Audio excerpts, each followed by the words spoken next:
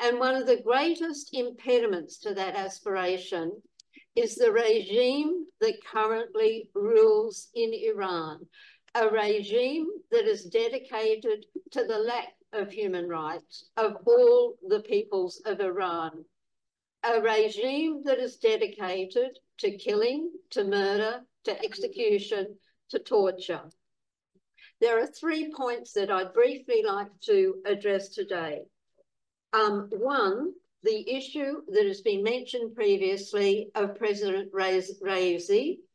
2, the question of the 104 persons, Iranians, who are currently on trial in their absence in Iran. And 3, the issue of the women of Iran who stand as a tribute to the strength and purpose of women, as an example to all of us around the globe.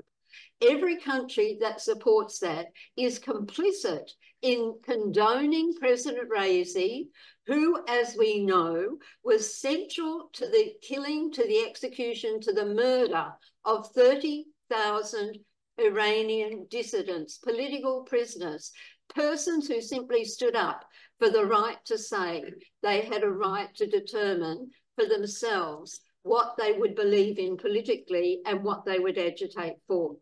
Secondly, on the issue of the 104, the United Nations Declaration of Human Rights is, of course, relevant here. Everyone charged with a penal offence, and these human beings seem to have been charged with something out of the blue and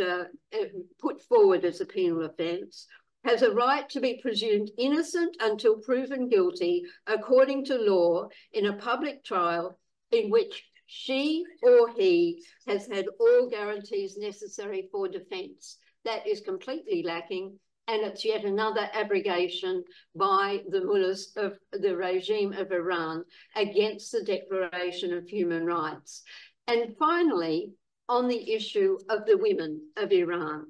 we have seen the women of Iran standing so strong and embodied in you too, Madam Rajavi,